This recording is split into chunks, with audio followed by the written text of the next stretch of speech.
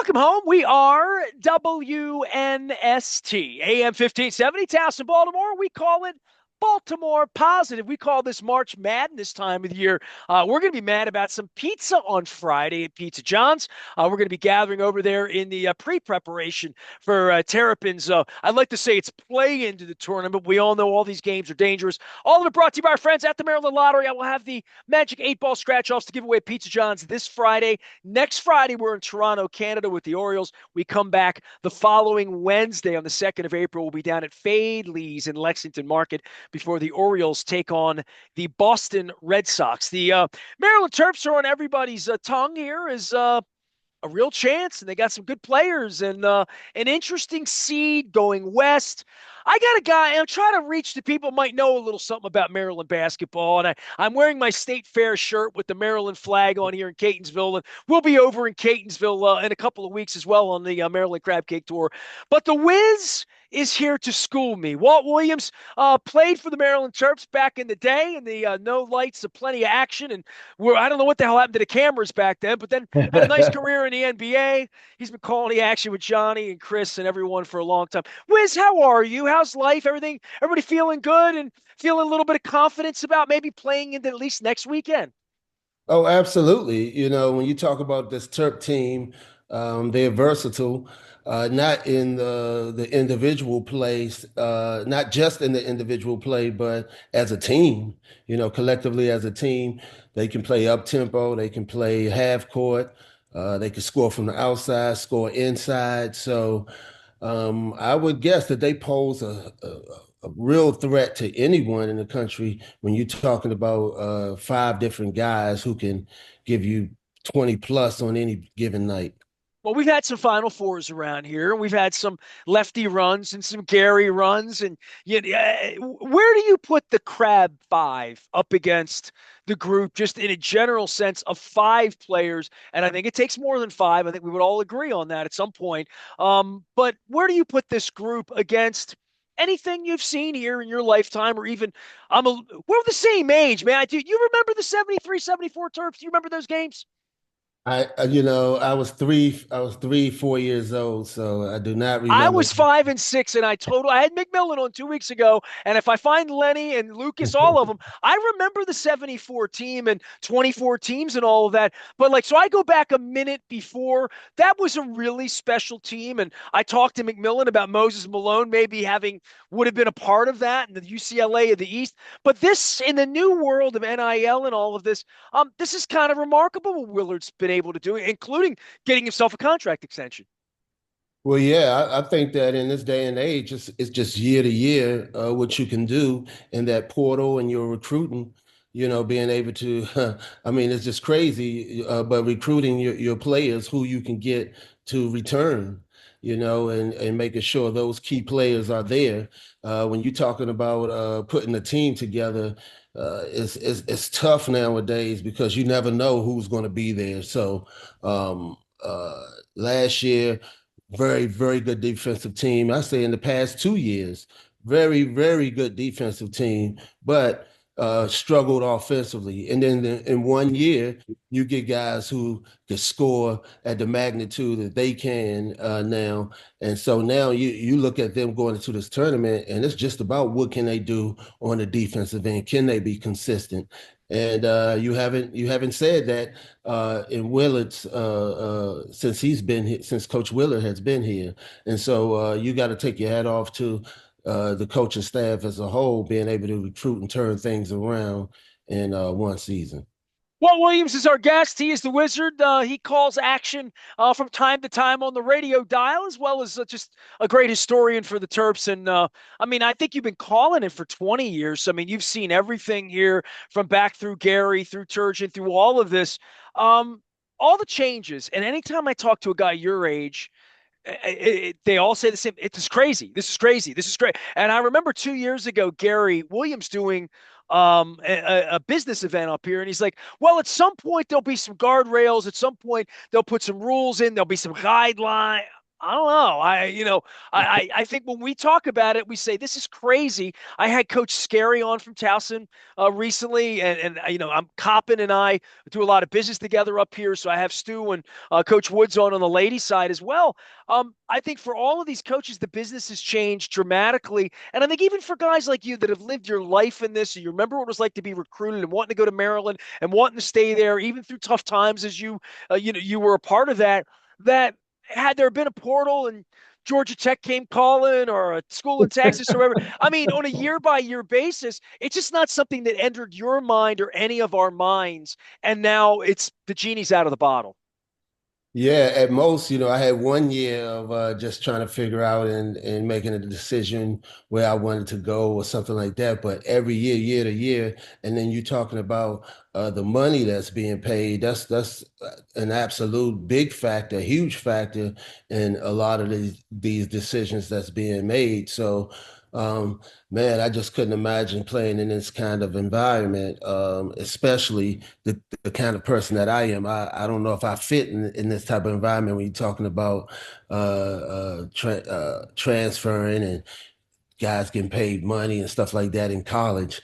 I think it opens the door also for college coaching to be able to two things. Now you don't recruit high school players hardly anymore because you can look at going to the portal and get a guy who's college proven already. You know what he has at this level. You don't have to guess. And so you can see who fits into your team, fits with your team, and then make those decisions. So it's tough for high schoolers now being able to play in a major D1, but then also um, now coaches now at the end of seasons they ask players to go into that portal because maybe they're not a good fit or can help them win right away, and so a number of those kids that are in the portal is not because they want to make that change, it's because they've been asked to. And in my day, that was unheard of. You wouldn't be able to recruit another kid if you offered a scholarship and then that next season you take it back. And so you know, I think it's just the wild, wild west right now. You have to get some type of uh, regulatory body to start regulating things and putting some type of rules in place to be able to protect not only the coaches but these players as well, because they all are vulnerable. What would you say to a young man? Wiz, people come to me all the time about journalism and press credentials and just all the things that I've had to learn the hard way as a 56-year-old guy. You played in the league at a tough time in the ACC and Big Ten. I mean, everything about it has changed. I think the same thing about media. Like when young people come to me, I'm like, I don't know. The world's different now. I don't know that world. I know this world. I don't even know. Do you have any sage advice when, because you talk to young people and they admire you and they should for the path that you've walked and the kind of man you've been, but they come and say, "Hey, Wiz, I can play ball. My dad said you were a great player. Tell me what you think. Give me your wisdom." Wisdom. There you go. Give me some wisdom, Wiz. You got to be able to gauge the school you interested in or that's interested in you. First of all, you got to love who loves you. Love them back. And so if it's a school that you want to go to or what have you, but they're not recruiting you, hey, it is what it is.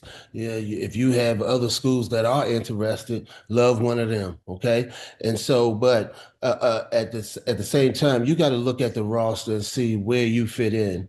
Will you be able to play right away? Is there a high chance that you'll be able to do that, to be able to display your skill set?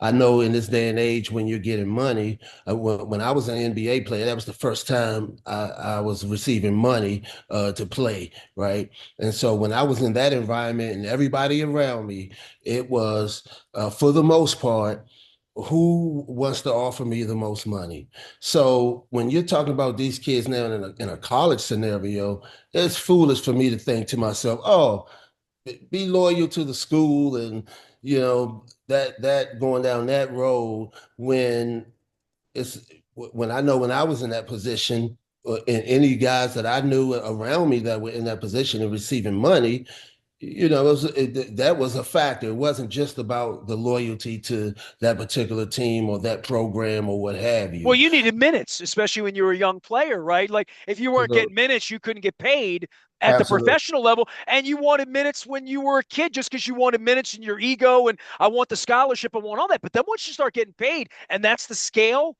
of your minutes, that I mean, we talk about this crab five, we say, well, not a lot of depth on the bench. Well, yeah, I don't who's gonna go anywhere and not play and sign up Right. for that? And that's it. The biggest thing is you have to be able to play because no matter how much money you're getting, right?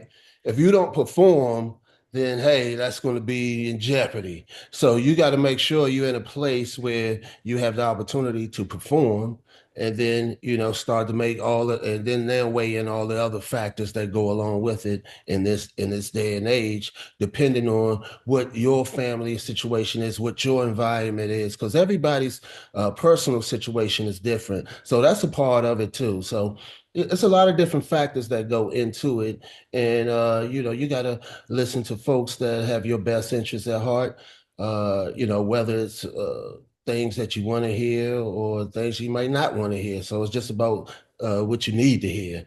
And so you got to be able to surround yourself with folks that you trust that can help you navigate these new waters. Walt Williams is the wizard. He is here talking a little Terps basketball on the eve of March Madness. We hope it's a long-ish run in Grand Canyon on Friday. We're going to be at Pizza John's.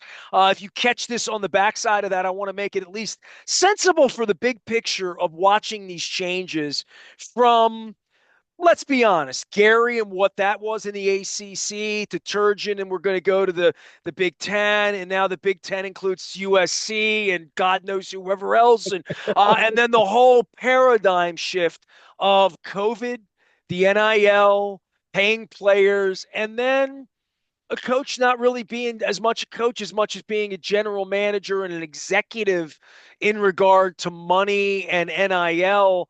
And the whole notion that had you decided to go into coaching instead of broadcasting and being private citizen whiz, that your whole life would change. And I think we've seen that with Larinaga. And, I see all these coaches on TV now on the weekends. And I'm like, that guy's in the prime of his career. Why is he not in Villanova? Oh, he didn't want to do this anymore. And I know Gary's, made mention of the winds of money changing the game and players changing and all of that. But do you recognize it, Wiz? You're much more on the inside of it.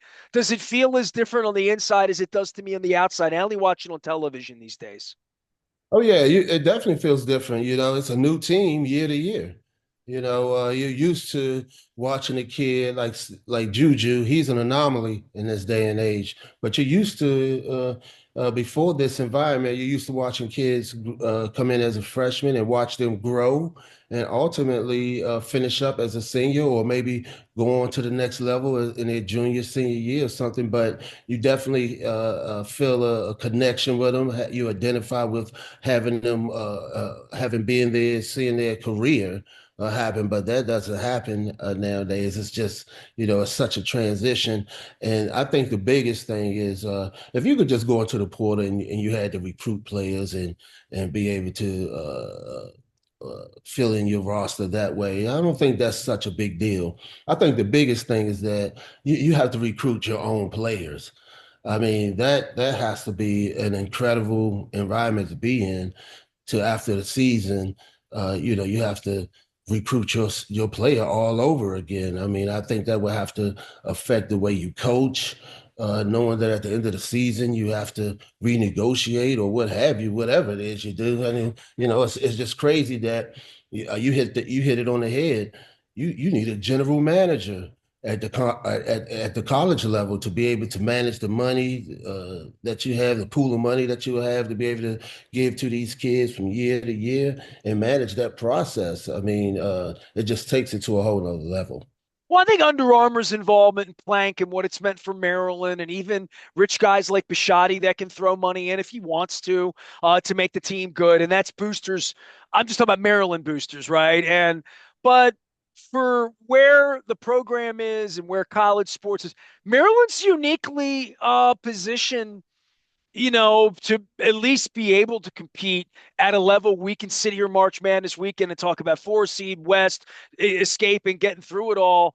But Maryland has a chance to win.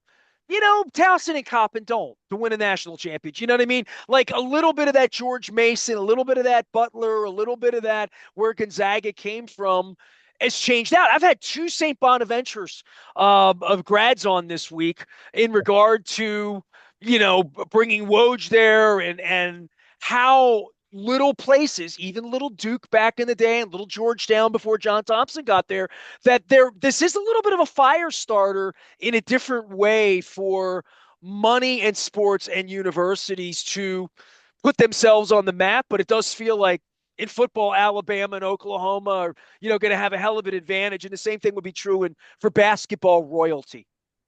Yeah, well, I think that when you're talking about at the basketball level, you have these mid majors that are, when it comes tournament time, they show that it's not that big of a drop off. The parity is just unbelievable, and it's because of the day and age. You can go into that portal.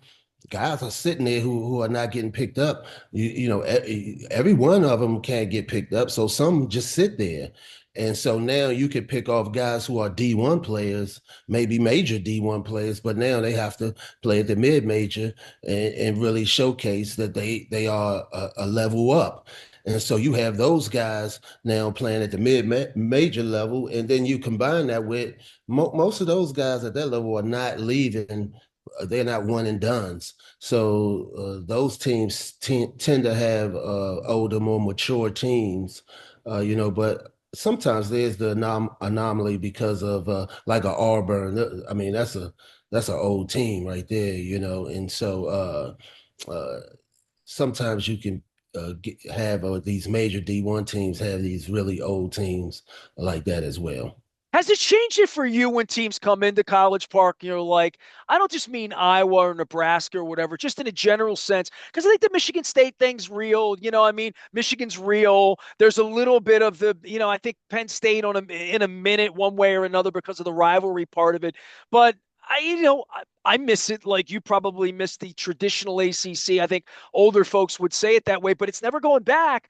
But where it is right now and familiarity and seeing the gym not always empty down there and seeing kids that may or may not be interested, I worry for all of it. Wiz, I mean, seriously, I'm less interested than I've ever been as I get older. That should worry them because I'm a guy here talking about Elmore and McMillan and back in the day and Reggie Jack, just those teams in the 70s. And then when you came along, I want to see them prosper, but I want to see everybody around me in on it. And I don't know that I feel that way about it anymore. Well, yeah, I think I think they go to just like I said earlier. When you see a kid come from his freshman year to a senior year, you become more attached. In this environment when the team changes from year to year, there's really no attachment to it, and so now it's hey, the school, and so I think that's where to just kind of go off a little bit and go off on another road. You go on any road you want, Wiz. Go ahead, man. No, I believe I that's like the. learning from you, to be honest with you, really, I think when you compare women's basketball in college as compared to men, I think that gap has been closed so much over the last few years. I mean, I argue that you have just as many folks watching, the tournament with the women's college as men, and I believe the reason why they've closed the gap is because on the men's side of the equation, I think they believe that people, watch because of the school and the tradition of the school. That's very rare, right? I think that's reserved for people who went to that school who are alum.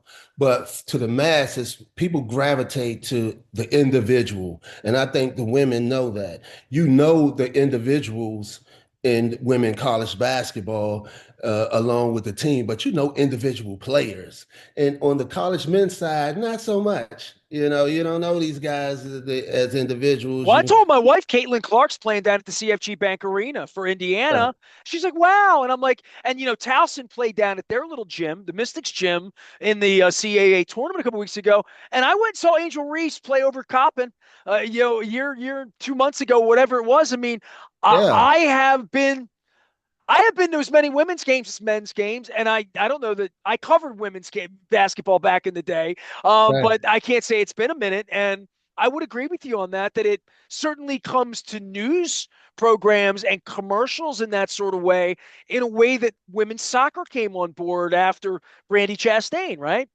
Hey, look, the Terps, the people around the country are talking about the Terps. You know why?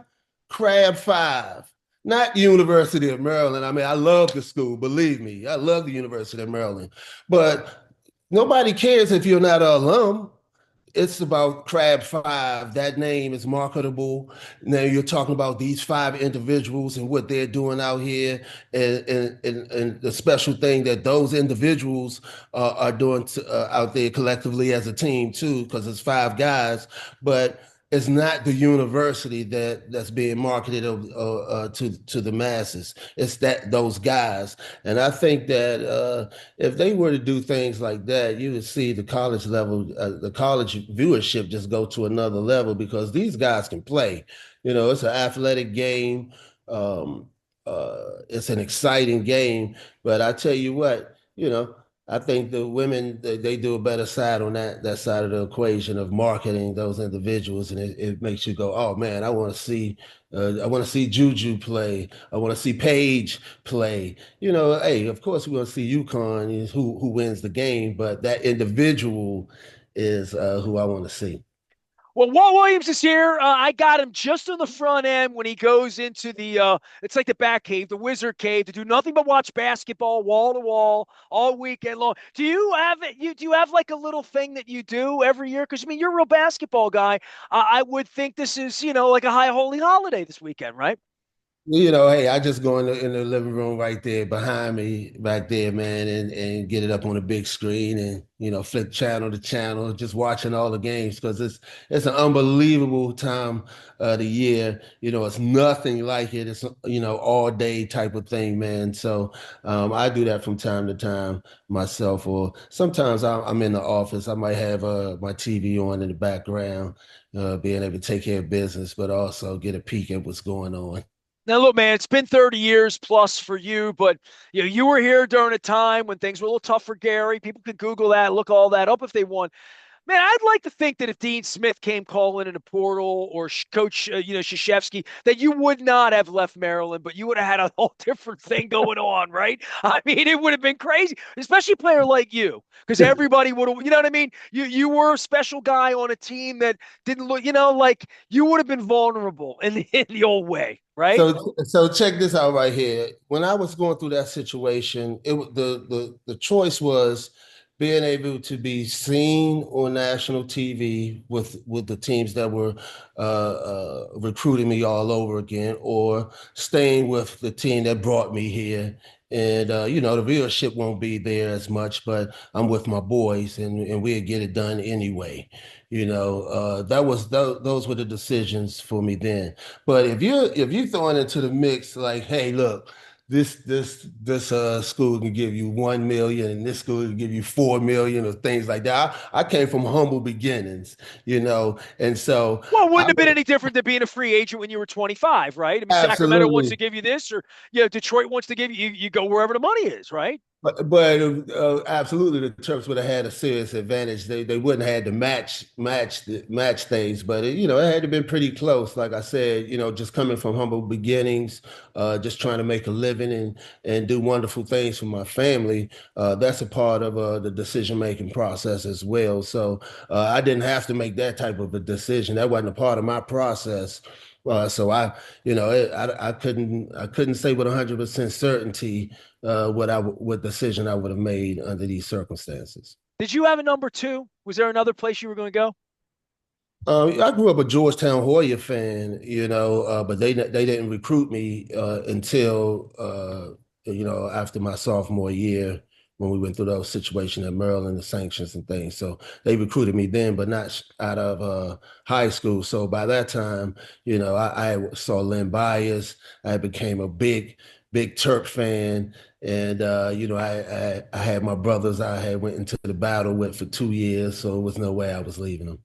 Walt Williams is here. He never left. He's still here. I still run into him on the streets of Baltimore. You can listen to his work and follow him everywhere. He's always doing good things out in the community as well. And I've loved the conversation. Before I let you, they have a chance to win, right? I mean, what's the pathway for them to navigate this? I mean, they're clearly good enough, and then they get the floor driven on them. I'm over at Costas and Dundalk when that happened in the Michigan game. I'm like, that's college basketball. I mean, game of runs, 19 in a row, and they get back in, they almost win the game, but they just got to be more consistent than that. Yeah, you look at a team like Michigan. I mean, they're pretty rare in that you're subbing five guys in at a time at times, and you don't lose anything. There's no superstars on that team, but they all bring the same thing to the table in terms of what they can do offensively. Of course, Izzo teams are going to give great effort on the defensive end and be tough and rebound the ball and do the grimy work. And so when you can run five guys in and then a new five, and I think that's a problem for the Terps when you're talking about having a crab five who have to do majority of the work. Um, other than that, I think that the bench scoring to me it's minimal. If the bench can come over and play solid defensively, rebound the ball, run the floor, finish when they have opportunities in transition or when you break the defense down, because you're always going to have a starter or two or three on the floor majority of the time. I don't care what team you're playing for. It's just that the starters do the bulk of the scoring. So you have two or three guys on the court at all times that is capable of giving you 20 plus points. I think that's unique. I don't think you have a starting five or five guys on a team that can do that. And so I think that's what the Terps pose on the offensive end. I think they match up and can adapt to any environment. The key to me is defensively. What are they doing defensively? If they can be consistent on the defensive end like they've been in the previous 2 years, and Willard's since Willard has been here, Coach Willard been here, then man, I think they can cause a problem for anyone.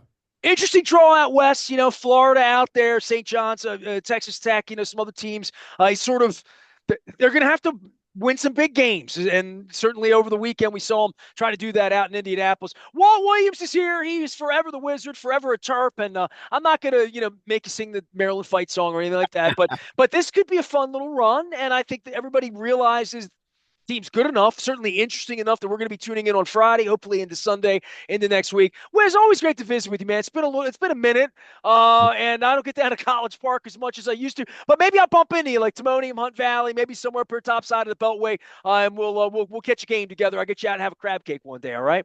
Absolutely, brother. I see you around. I'm always intimidated by these tall guys like you. I have this great picture of you and me and Jim McKay. Do you remember this? He was in the studio over at the Sheridan in Yep. Towson. Jim McKay listened to my show and he wanted to come in and do the show. And the day he came in, you were there. And I have this picture of us. And I think you were wearing a bunch of Fila gear, I think, if I remember back I in the might day. have.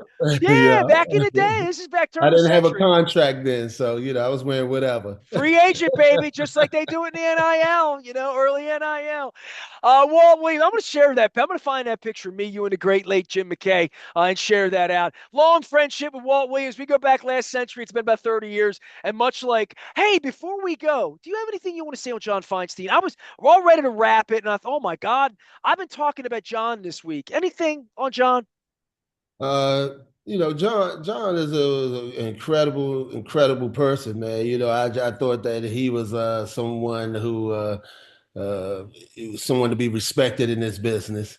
You know, I mean, I can't say enough. I didn't know him that well, but I've had a couple of opportunities to be around him, and he's always been a cool guy to be around in my presence, man. So hats off to him for sure. Yeah, he was, always around the Terps program and Gary, and I had him with the Ravens in the book, and I've been paying tribute to him all week. And I figured you had rubbed elbows with John Feinstein at some point. Yeah. Walt Williams, the Wizard, go Terps this weekend. We'll see you at Pizza John's on Friday. I'm Nestor. We are WNST AM 1570, Towson, Baltimore, and we never stop talking Baltimore positive.